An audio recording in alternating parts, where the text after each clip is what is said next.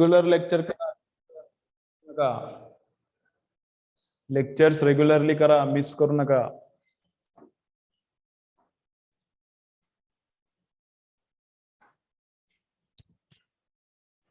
त्याला त्या डोअर मॅटवर हे लाव, स्टॉपर लाव. चलो तो स्टार्ट करने का.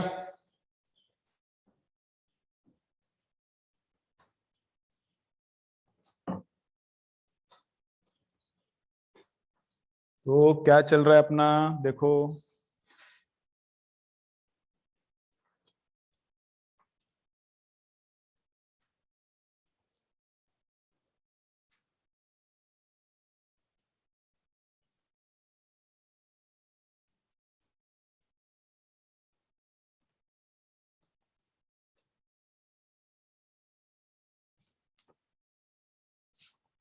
देखो अपना क्या चल रहा है, applications of dimensional analysis.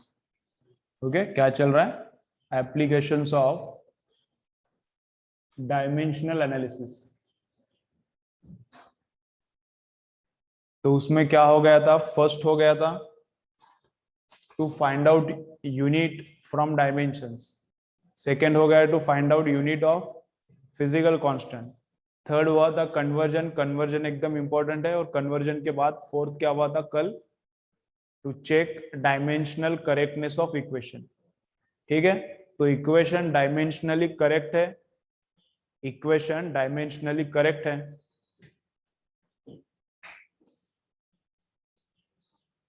Equation dimensionally correct है.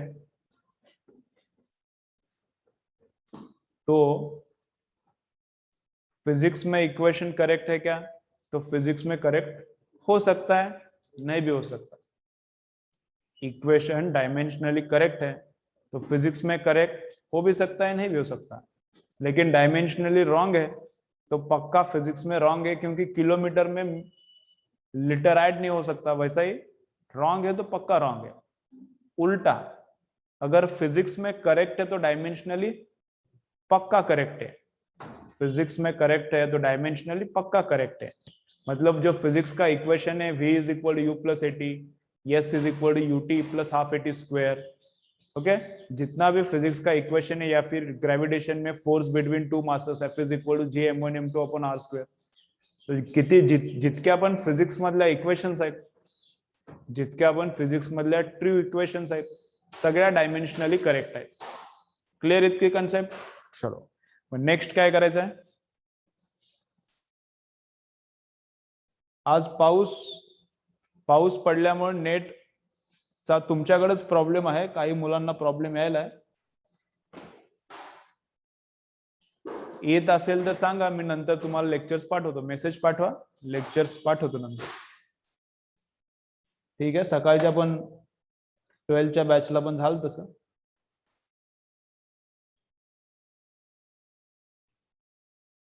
एकदा बघतो माझ्याकडे स्पीड किती आहे. पण माझ्याकडे स्पीडचा सहसा प्रॉब्लेम नसते. मला इथे दाखवते.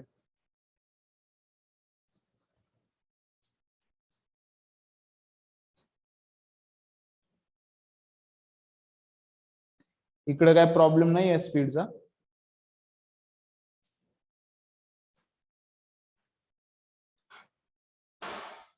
ठीक है, ओके. चलो तो अभी नेक्स्ट क्या देखना है, final application of dimensions. Dimension का फाइनल एप्लीकेशन. चला बरं, हे फायनल एप्लीकेशन पण काय खास इम्पॉर्टंट नाही आपल्याला. कशासाठी, नीट जेई साठी काय इम्पॉर्टंट नाही. फायनल एप्लीकेशन फक्त मजा म्हणून बघण्यासाठी चांगला आहे, इंटरेस्ट म्हणून. जसं मी तुम्हाला शिकवलं पॅरालॅक्स मेथड. पॅरालॅक्स मेथड काय येत नाही नीट जेईला, फक्त इंटरेस्टिंग आहे. तसं हे इंटरेस्टिंग आहे, पण याचा काय जास्त यूज नाही. त्यासाठी जेई नीट साठी. चलल्या फिफ्थ एप्लीकेशन, डायमेन्शनल एनालिसिसचं fifth application.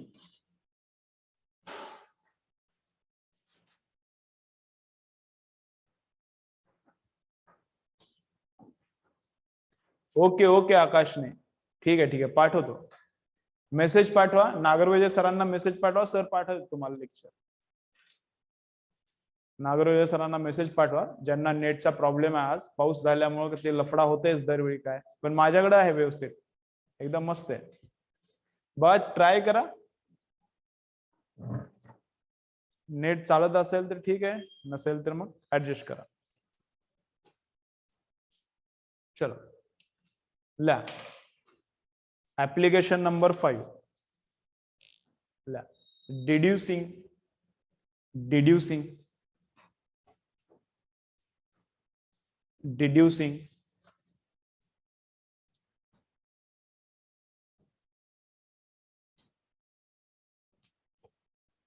relation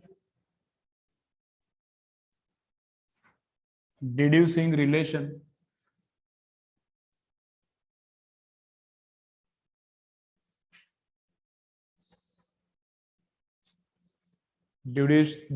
relation among physical quantities.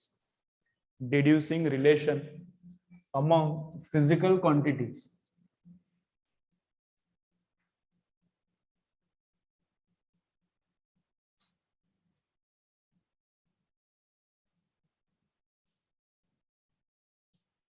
ठीक आहे, डिड्युसिंग रिलेशन अमंग फिजिकल क्वांटिटीज. मग याचं नीट सीईटीला काही जास्त यूज नाही. मग याचं बघू, एक एक्झाम्पल घेऊ, तुम्हाला वाटलंच तर आणखीन एक घेऊया, नाहीतर मग एकच एक्झाम्पलवर पुढे जाऊया. तुमच्या याच्यावर सांगा, अंडरस्टँडिंग जर फुल झाली तर एकच घेऊन पुढे जाऊ.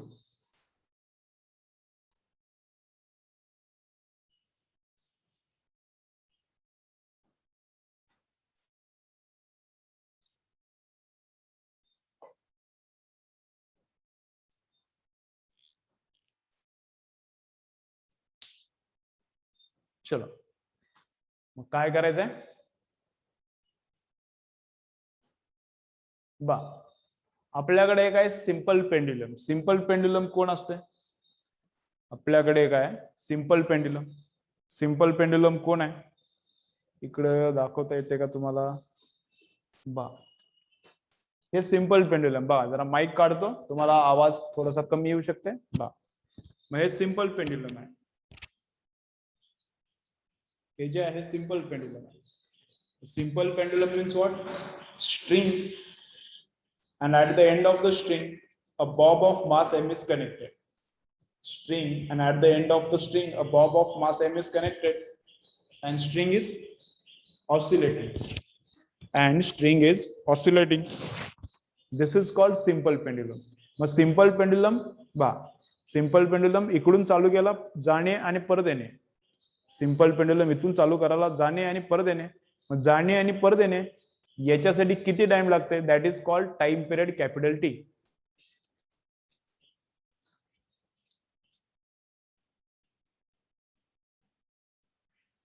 पेंडुलम या कोपऱ्यात जाणे आणि परत इकडे येणे, कळते ना, याला बोलते वन ऑसिलेशन. पेंडुलम या कोपऱ्यात जाणे आणि परत रिटर्न इथे येणे याला बोलतात वन ऑसिलेशन. मग एका ऑसिलेशनला किती टाइम लागते? That is called time period of pendulum. That is called time period of pendulum. Time required for one oscillation. एकदा जाणे परत येणे, this is called one time period. ही आहे लेंथ ऑफ द पेंडुलम. ही जी स्ट्रिंगची लेंथ आहे, ही आहे लेंथ ऑफ द पेंडुलम. ठीक आहे. मग टाइम पिरियड पेंड्युलमचा लेंथवर आणि ऍक्सेलरेशन ड्यू टू ग्रॅव्हिटीवर डिपेंडेंट आहे. ऍक्सेलरेशन ड्यू टू ग्रॅव्हिटी माहिती आहे ना, स्मॉल जी. मग length of pendulum and acceleration due to gravity यांच्यावर कोण डिपेंडेंट आहे? Time period. समजा जर लेंथ वाढवली तर टाइम पिरियड चेंज व्हायला लागला, आणि ऍक्सेलरेशन ड्यू टू ग्रॅव्हिटी पण चेंज झाली तर टाइम पिरियड चेंज व्हायला लागला. एवढी आपल्याला इन्फॉर्मेशन दिली, पण यांच्यातलं आणि याच्यातलं रिलेशन काय ते आपल्याला माहिती नाही, ते काढायचं आहे. कधी काय एवढंच दिले काय? Time period depends upon length, time period depends upon acceleration due to gravity, पण त्यांच्यातला एक्झॅक्ट फॉर्म्युला काय आपल्याला माहित नाही. मग एक्झॅक्ट फॉर्म्युला काढायचा बाय युझिंग डायमेन्शन्स. कळतंय? यांच्यातला एक्झॅक्ट फॉर्म्युला काय माहिती नाही, फक्त एवढंच माहिती आहे की टाइम पिरियड यांच्यावर डिपेंडेंट आहे. मग यांच्यातलं इक्वेशन काढायची कशी एक्झॅक्टली? ते आपण करायला होता. मग हे क्वेश्चन काय लिहिलंय, काय नाही, हा लिहा क्वेश्चन लिहा. Time period of simple pendulum, time period of simple pendulum.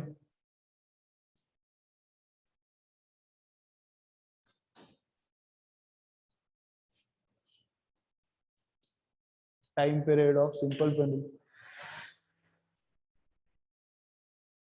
Time period of simple pendulum depends upon time period of simple pendulum.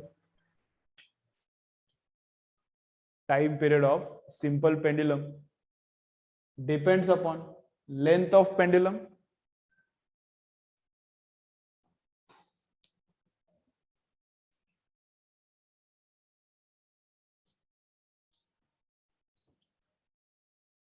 Time period of simple pendulum depends upon length of pendulum and acceleration due to gravity.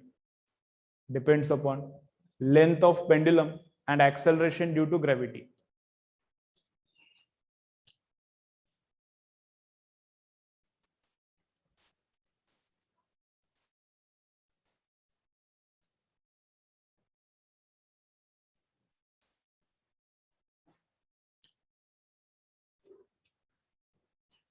Time period of simple pendulum depends upon length of pendulum and acceleration due to gravity. Then find out relation between them. Then find out relation between them.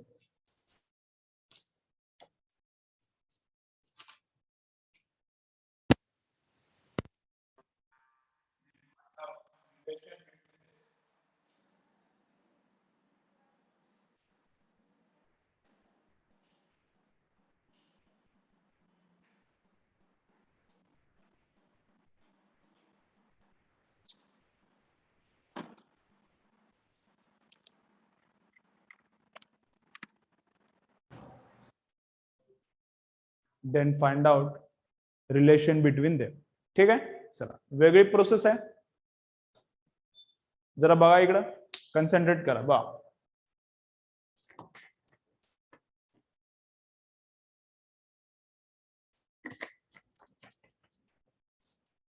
मग यांच्यातलं मला formula काढायचं. चला रे बघा, time period, length आणि acceleration due to gravity यांच्यातलं मला काय फाइंड आउट करायचं आहे, फॉर्म्युला फाइंड आउट करायचा आहे.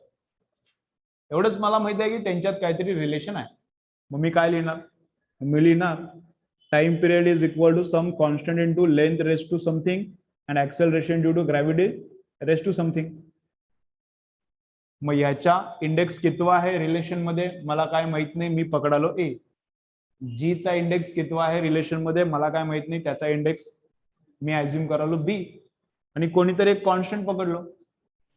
मग ऍक्च्युअल रिलेशन काय असते फिजिक्स मध्ये ते पण आपल्याला SHM चॅप्टर मध्ये, ते काय मी इकडे सांगतो तुम्हाला बा. ऍक्च्युअल रिलेशन काय असते, 2π√L/g.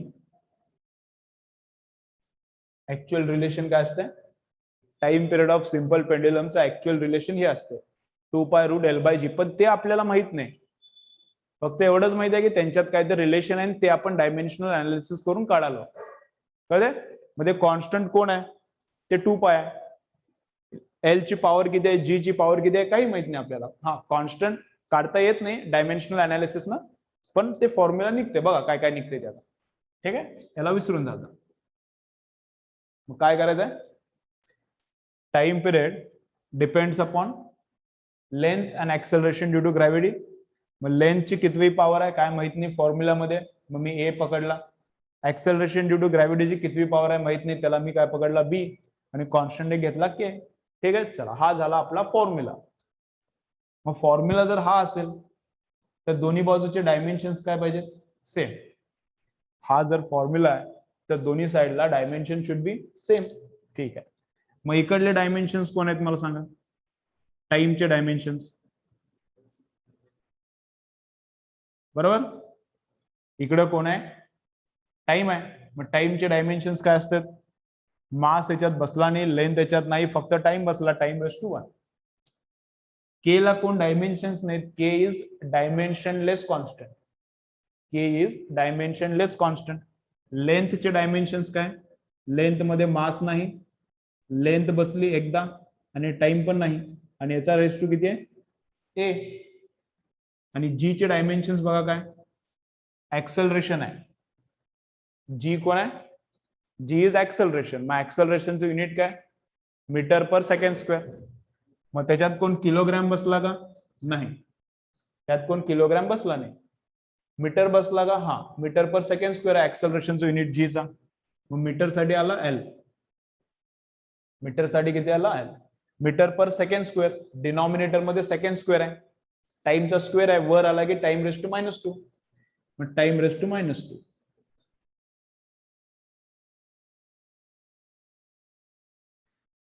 So these are the dimensions of time. K ला डायमेन्शन्स नाहीत म्हणून लिहिले नाहीत. एल चे डायमेन्शन्स पण रेस टू किती आहे? ए. जी चे डायमेन्शन्स पण रेस टू किती आहे? बी. मग लेफ्ट साइड आणि राईट साइडचे डायमेन्शन्स काय आले पाहिजेत? सेम, तरच इक्वेट करता येते. दोन्ही बाजूचे डायमेन्शन्स काय पाहिजेत? सेम पाहिजेत. ठीक आहे, चला कॅल्क्युलेट करायला चालू करू. मग इथं एम चा इंडेक्स किती आहे? 0. इकडं एम चा इंडेक्स किती आहे? 0. इकडे एम चा इंडेक्स बघा, 0 इंटू ए. याचा रेस टू ए म्हणजे काय? प्रत्येकाचा इंडेक्स काय करायचा? इंडेक्सचा इंडेक्स म्हणजे मल्टिप्लिकेशन ऑफ इंडायसेस. इंडेक्सचा इंडेक्स म्हणजे काय? Multiplication of indices. मग 0 इंटू ए. इथं एम चा इंडेक्स किती होते? 0. 0 इंटू ए. इथं एम चा इंडेक्स किती होते? बरं, एक स्टेप करू अजून एक्स्ट्रा. चला एक स्टेप एक्स्ट्रा करू, मग बघूया. डायरेक्ट नको. डायरेक्ट कसं? काही जणांना इंडायसेसचे रूल्सच माहित नाहीत. M0 10वी झालीच नाही ना आपल्याला, ऑनलाईनच झाली. हा, फ्री मध्ये पास झाले, काही गोष्टी माहितीच नाहीत बा. मग this raise to A, this raise to A. मग ए न काय करायचं? प्रत्येकाच्या इंडेक्सला मल्टिप्लाय करायचं. इंडायसेसचे रूल्स आहेत हे. इंडेक्सचा इंडेक्स म्हणजे मल्टिप्लिकेशन ऑफ इंडायसेस. मग या इंडेक्सचे आणि या इंडेक्सचं मल्टिप्लिकेशन. एम रेस टू किती? 0 into A 0. L raise to 1 into A A. T raise to 0 into A 0. मग हे आले इंडेक्सेस, इंडायसेस. हे आले इंडायसेस. ए न काय केले? मल्टिप्लाय केले. मग बी न आतमध्ये मल्टिप्लाय करू, किती येते मग बोला? M0 L raise to b T raise to -2b. Okay, चला परत येतो इकडे आता. M0 L0 T1. right hand side as it is, no change. right hand side as it is, no change. right hand side नहीं, left hand side. right hand side काय? कहा चालणार आहे? खायचा हात. आणि हे दुसरा, दुसरा लेफ्ट हँड. मग काय? मग दोन्ही इंडायसेसची काय? ऍडिशन. मग एम रेस टू किती? 0 आणि एम रेस टू 0. आता हे काय होणार? हे मल्टिप्लिकेशन चालू आहे दोघांचं, याचं आणि याचं मल्टिप्लिकेशन चालू आहे. मग याचा इंडेक्स 0, याचा इंडेक्स 0. मग मल्टिप्लिकेशन मध्ये काय करायचं? इंडायसेसची ऍडिशन. मग हे 0 आणि 0, एम रेस टू किती होते? 0. एल रेस टू किती? हे ए आणि इथं एल रेस टू किती आहे? बी. एल रेस टू ए आणि इथं एल रेस टू बी. मग मल्टिप्लिकेशन मग इंडायसेसची ऍडिशन किती येते? L raise to A plus b. L raise to A plus b. and t raised to 0, and here we have t raised to -2b. So 0 plus -2b is -2b. t raised to -2b. Okay, मग दोन्ही बाजू same same आहेत. मग दोन्ही बाजूचे indices पण काय पाहिजेत? सेम. दोन्ही बाजू सेम सेम, मग दोन्ही बाजूचे इंडायसेस पण सेम सेम. मग एम चा 0, एम चा 0, तर 0 तर 0च असणार आहे, ते ऑलरेडी इक्वल झालेलं आहे. एल चा इकडे किती? 0. एल चा या बाजूला बघा किती आहे? ए प्लस बी. एल चा इकडे 0, एल चा या बाजूला किती? ए प्लस बी. टाइमचा या बाजूला किती आहे? 1. टाइमचा त्या बाजूला बघा किती?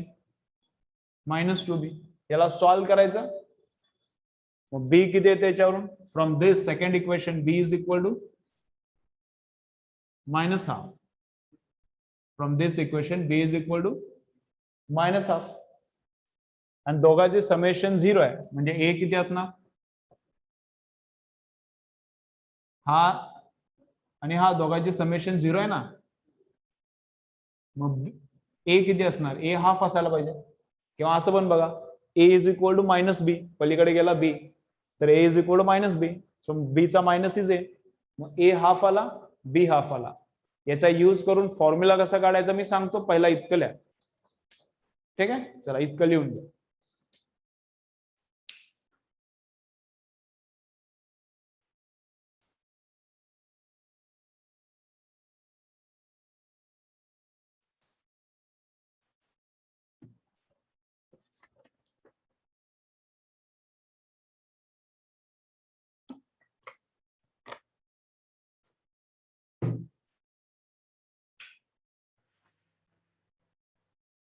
खतरा फॅन आहे,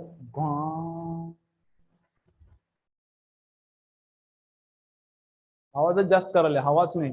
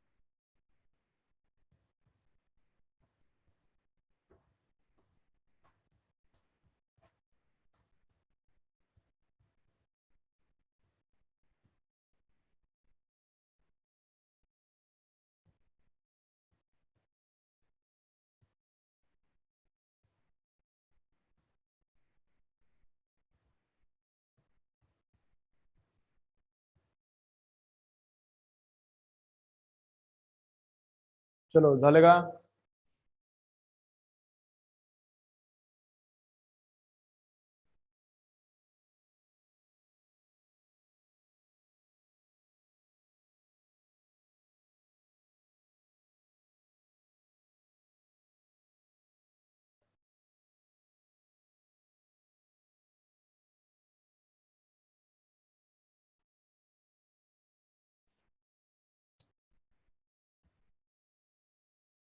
चलो हो गया सबका? बा परत एकदा मी बोलतो, परत एकदा रिपीट करतो, पुढचा पार्ट बघूया मग. चला काय काय बघा बरं आहे, चला समोर बघा. काम काय चालू आहे आपलं, टाइम पिरियड ऑफ पेंड्युलम जाणे आणि येणे याच्यासाठी लागणारा time is called time period. Time period of pendulum depends upon length and g, but exact formula we do not know. We are finding out exact formula by using dimensions.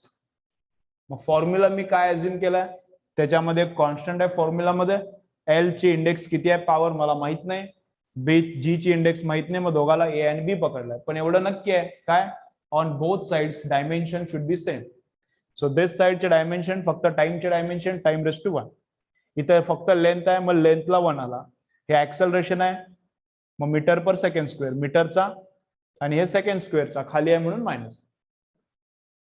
मग प्रत्येकाचा index घेतला आतमध्ये आणि ह्या दोन्ही इंडायसेसची summation केली, multiplication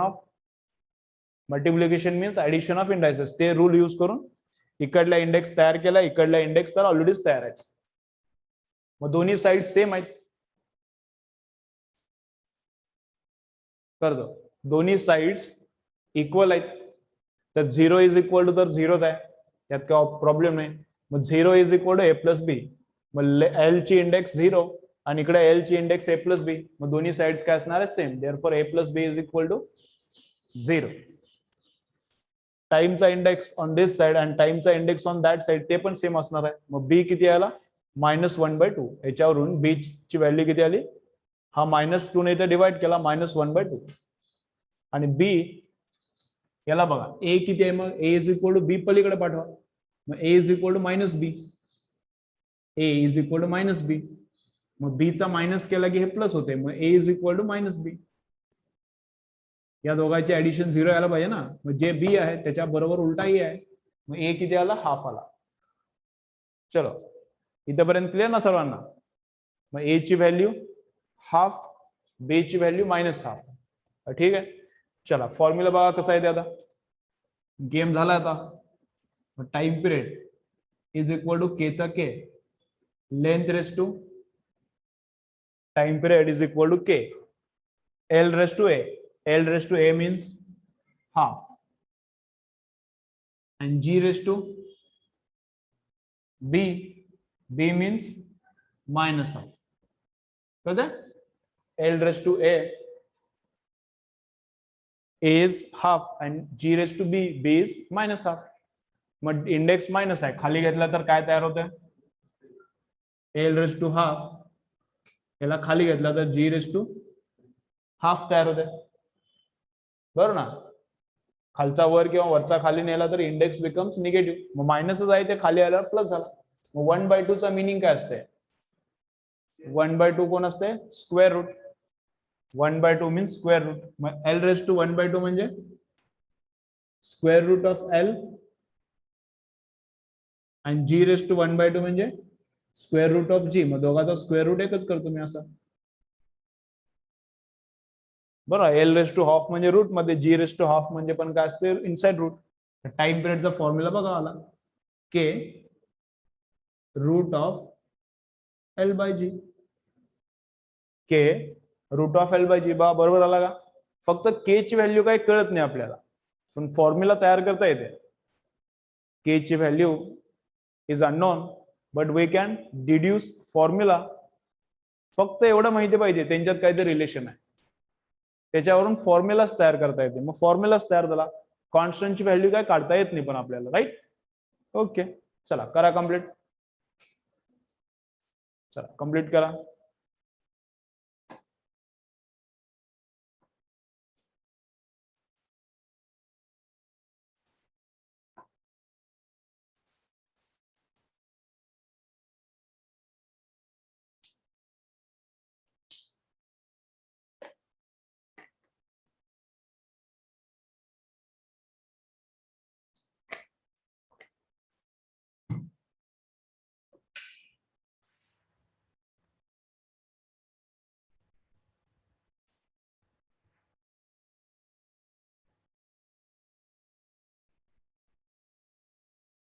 तर 10 मिनिटानंतर लेक्चर बंद होईल, परत एकदा जॉईन करायचं.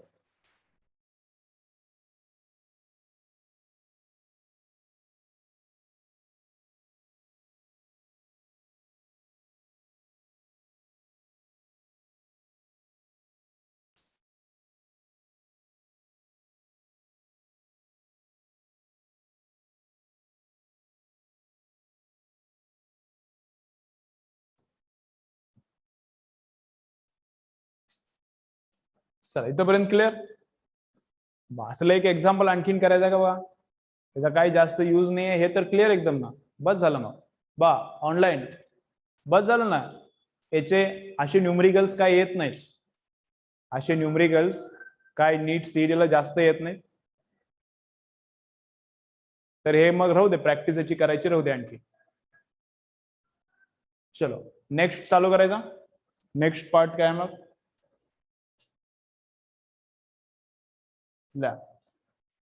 नेक्स्ट पार्ट ला सिग्निफिकंट फिगर्स. नेक्स्ट पार्टला सिग्निफिकंट फिगर्स. हे कदाचित केमिस्ट्री मध्ये पण झालं असेल तुम्हाला. सिग्निफिकंट फिगर्स बहुतेक हे केमिस्ट्री मध्ये पण आहे.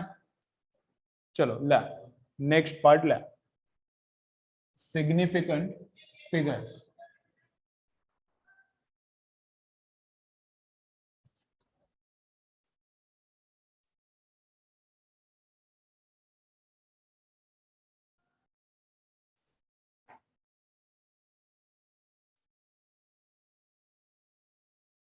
हेडिंग लिहिलं सिग्निफिकंट फिगर्स.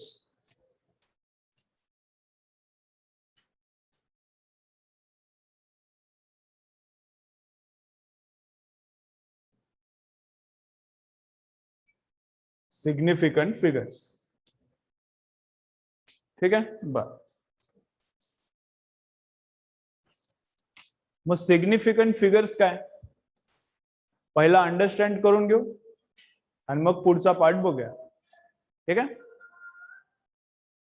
काही स्टुडंट्सनी काय केले, तुम्ही 12च्या स्टुडंट्सला विचारा किंवा रिपीटर्सला विचारा, पार्ट करून ठेवले सिग्निफिकंट फिगर्सचा मेन मिनिंग काय आहे त्यांनाच माहित नाही.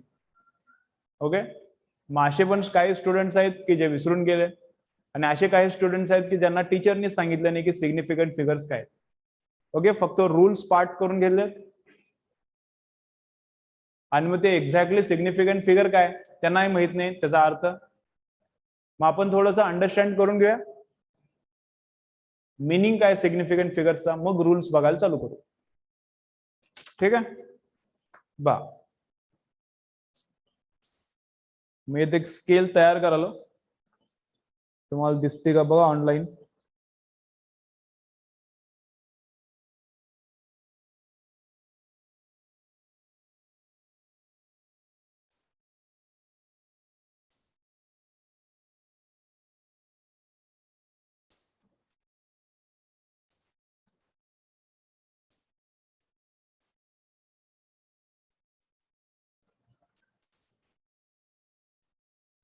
बा, स्केल दिसाली का रे, स्केल दिसाल ना सर्वांना, दिसाली मला वाटायला. मग स्केल मी तयार केली, तुमच्या कंपास बॉक्स मध्ये कशी स्केल आहे तशी स्केल तयार केली. मग हे जवळपास एक 1 इंच असेल, हे पेपरवर ते जवळपास एक 1 इंचच्या आसपास असणार. ठीक आहे. मग हे 1, हे 2, हे 3, हे 4, 5, 6 आणि 7 आणि 0 आणि 1च्या मध्ये जे डिव्हिजन्स आहेत ते काय मी दाखवले नाही. 0 आणि 1च्या मध्ये पण डिव्हिजन्स असतात ना, ते काय मी इथं दाखवले नाहीत. ठीक आहे. तर काही काही स्केल तर असे आलेत बघा, काही स्केल तर असे आलेत. कसे आलेत, 0 आणि 1च्या मध्ये किती डिव्हिजन्स असतात, सेंटीमीटर वाली जर तुमची स्केल आहे, सेंटीमीटर 0 आणि 1 सेंटीमीटर असंच पकडा त्याला, 1 इंचच्या आसपास आहे पण आपण त्याला 1 सेंटीमीटर पकडू, कारण मला मोठंच काढायला लागते नाही तर तुम्हाला दिसणार नाही. हे 1 इंचच्या आसपास आहे डिस्टन्स, पण आपण किती पकडू त्याला, 1 सेंटीमीटर. 1 सेंटीमीटर मध्ये किती डिव्हिजन्स असतात स्केलमध्ये, 10 डिव्हिजन्स आहेत. पण काही स्केल असे आहेत की त्याच्यात 20 डिव्हिजन्स आहेत. काही स्केल असे आहेत बघा, पहिल्या 2 सेंटीमीटर मध्ये 20 डिव्हिजन्स केले. कॅमलिनचीच मी परवा घेतली का कुणाची, नटराजची, बहुतेक नटराज मध्ये पहिले 2 सेंटीमीटर मध्ये काय 10 डिव्हिजन्स नाहीत तर 20 डिव्हिजन्स आहेत. म्हणजे 0.5 मिलीमीटरचा एक तुकडा आहे. मिनिमम किती मेजर करता येते, 1 मिलीमीटर आपल्या स्केलमध्ये, तुमची जी कंपास मध्ये स्केल आहे. तर काही स्केलवर 0.5 मिलीमीटर मेजर करता येते, असं पण तयार केलं. बघितली का असली स्केल कोण, त्याच्यावर काय आहेत का त्याचे डिव्हिजन्स, त्यावर किती डिव्हिजन्स आहेत, मिलीमीटरच आहे का, काय कळत नाही. सोड बरं इकडं, खालून सोड. आहेत ना याच्यावर मिलीमीटरचे आहेत ना, सुरुवातीला आहेत बघा. बा, आता हे दिसणार नाही कदाचित, हे दिसणार नाही याच्या स्केलवर. बा, हे दिसतंय का बघा, हे ऑटो फोकस मी बंद केलाय कॅमेराचा, नाही तर दिसला असता. ही नटराजची स्केल आहे, नटराजच्या स्केलवर आहेत. नटराजची स्केल कुणाकडे असेल तर बघा, नंतर फोटो पाठवतो. मोठ्या स्केलवर आहे, छोट्या स्केलवर नाही. मग किती डिव्हिजन्स मारलेत बघा, अर्ध्या मिलीमीटरला एक डिव्हिजन मारली आहे का, मी पाठवतो याचा फोटो, नंतर पाठवतो. मला सांगायचं काय, राहू दे, मला लागलं तर इतर राहू दे, स्केल नंतर घेऊन जा. त्याच्यात पण आहे का ते डिव्हिजन्स आहेत ना, पहिल्या याच्यात जास्त डिव्हिजन आहेत, पहिल्या 1-2 सेंटीमीटर मध्ये जास्त डिव्हिजन्स आहेत. सगळ्यांच्याकडेच आहे, प्रत्येक स्केलवर आहे. कॅमलिन मध्ये पण आहे, छोट्या स्केलवर पण आणि मोठ्या स्केल मध्ये पण आहे. पहिल्या 2 सेंटीमीटर मध्ये जास्त डिव्हिजन्स आहेत, म्हणजे 0.5 मिलीमीटरचा एक डिव्हिजन.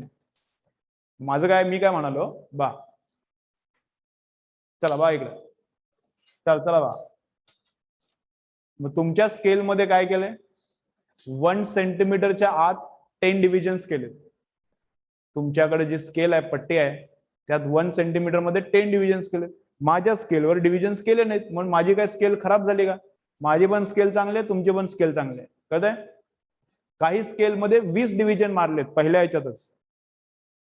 0 to 1 मध्ये काही स्केल मध्ये 10 डिव्हिजन्स आहेत, पण आता तुमच्याकडे स्केल मी दाखवली त्यात 20 डिव्हिजन पण आहेत. मग 20 डिव्हिजन वाली म्हणजे काय लय भारी का? मग याला काय स्केल म्हणणार नाही का? तर हे पण स्केल आहे, सगळं स्केलच आहे. ही पण स्केल आहे